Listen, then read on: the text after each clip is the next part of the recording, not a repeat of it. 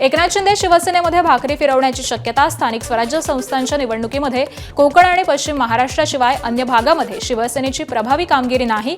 यावरून शिंदेंनी 3 ते 4 मंत्र्यांचे कान टोचल्याचीही माहिती आहे.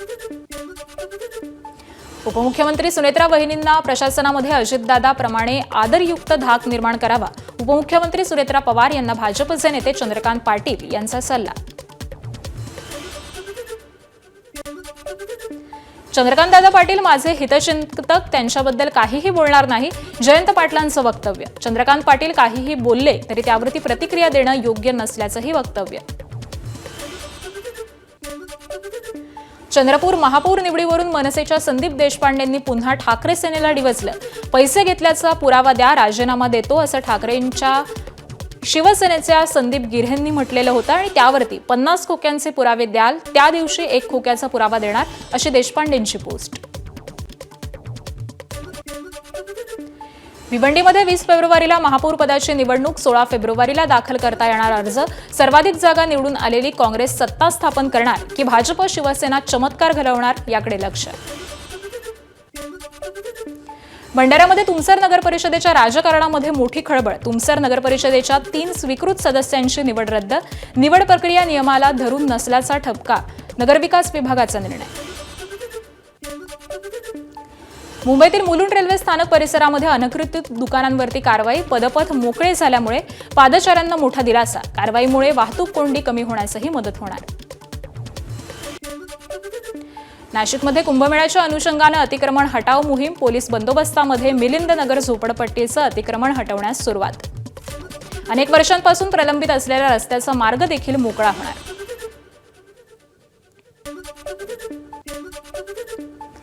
सिंधुदुर्ग जिल्ह्याच्या विकासासाठी 600 कोटींचा प्रारूप आराखडा राज्य नियोजन समितीच्या बैठकीमध्ये सादर. पालकमंत्री नितेश राणे यांनी मुख्यमंत्र्यांकडे सादर केला आराखडा.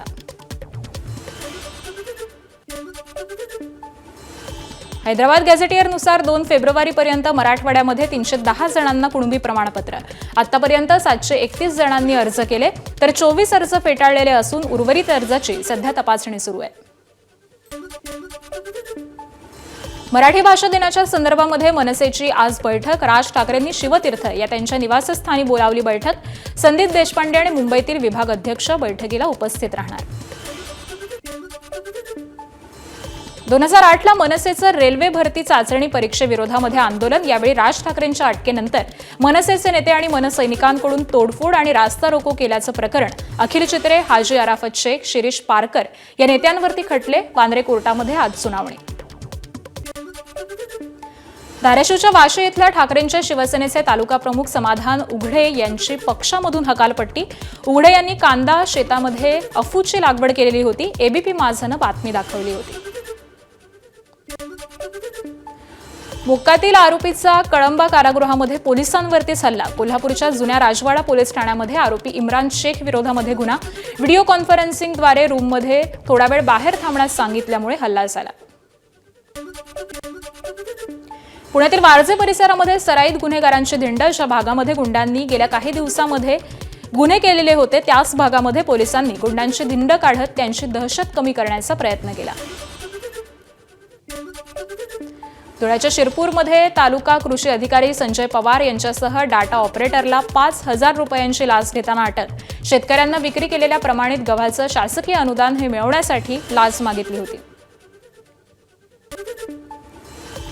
मुंबईतील नवल डॉकयार्डमध्ये लागलेली आग नियंत्रणामध्ये. कचरा साठवणुकीच्या ठिकाणी आग लागली होती. कोणतीही जीवितहानी नाही. आगीचं कारण मात्र अद्याप अस्पष्ट आहे. नागपूर जिल्ह्यातील कुही तालुक्यामध्ये चिपडी येथील कल्पना जिनिंगला भीषण आग. जिनिंगमधील कापूस आणि इतर साहित्य हे जळाल्यामुळे कोट्यावधींचं आर्थिक नुकसान. या घटनेमध्ये एक बालक भाजल्यामुळे गंभीर जखमी झालेला असून परिसरामध्ये सध्या भीतीचं वातावरण आहे. नांदेड जिल्ह्यातील कंधार तालुक्यामध्ये दोन्ही हात नसलेला सूरज उबाळे पायानं पेपर सोडवतोय. सूरज उबाळे गाडेगाव कामठा इथला रहिवासी. भविष्यामध्ये शिक्षक होण्याचं सूरजचं स्वप्न आहे, तर 10वीला त्याला 68% मिळालेले होते. मुंबई विद्यापीठाकडून जुन्या अभ्यासक्रमांच्या 304 परीक्षा बंद. मागील 2 ते 3 शैक्षणिक वर्षापासून शून्य नोंदणी असलेल्या 125 परीक्षा, त्याबरोबरच अभ्यासक्रम बंद होऊन 10 वर्ष पूर्ण झालेल्या 179 परीक्षा बंद. इंजिनिअरिंग, फार्मसी, MBA यांच्यासारख्या व्यावसायिक अभ्यासक्रम प्रवेशासाठीच्या सीईटीसाठी आतापर्यंत 7 लाखांहून अधिक विद्यार्थ्यांकडून नोंदणी. सीईटी सेलकडून परीक्षेच्या नोंदणीला 20 फेब्रुवारीपर्यंत मुदतवाढ. इंडियन प्रीमियर लीगच्या धर्तीवरती महाराष्ट्रामध्ये एक अनोखी स्पर्धा. कोल्हापुरात रंगणार मंदिर प्रीमियर लीग. राज्यातील प्रसिद्ध देवस्थान संघ स्पर्धेमध्ये सहभागी होणार. तुळजाभवानी मंदिर संस्थानचे 2 संघ स्पर्धेमध्ये उतरणार.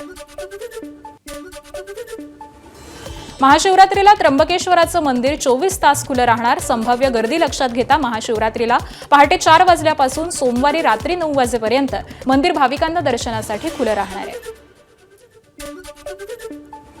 धाराशिवमध्ये शिवजयंतीनिमित्त महाराष्ट्राच्या शाहिरी बाणा कार्यक्रम.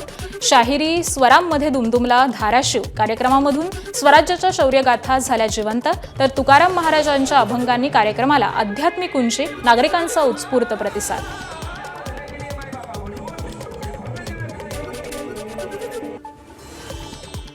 नागपुरात केंद्र सरकारच्या PM ई-बस योजनेअंतर्गत महापालिकेला 50 ई-बसेस प्राप्त. उद्या पंतप्रधान मोदी यांच्या ऑनलाईन उपस्थितीमध्ये बसचं लोकार्पण होणार.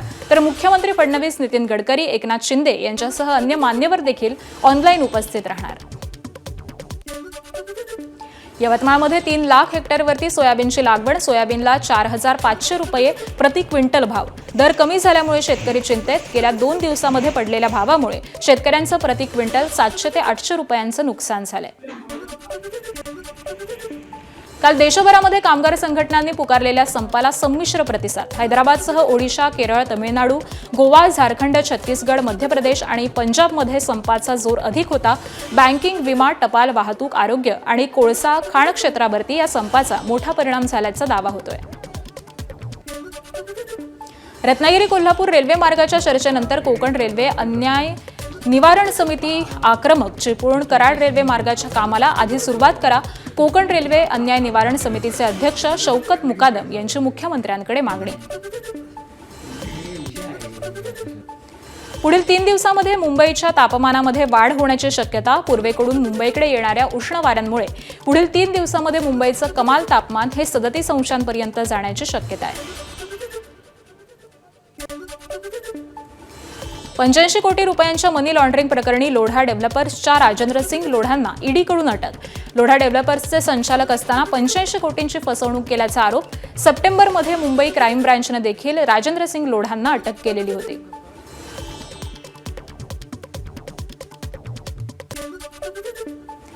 देशात परत या अन्यथा सुनावणी घेणार नाही. उच्च न्यायालयाचा विजय माल्याला इशारा. माल्याला परत यावं लागेल. परत येऊ शकत नसेल तर ही याचिका ऐकू शकत नाही. न्यायालयानं स्पष्ट केलं. पुढील सुनावणी 18 फेब्रुवारीला. ABP माझा, उघडा डोळे बघा नीट.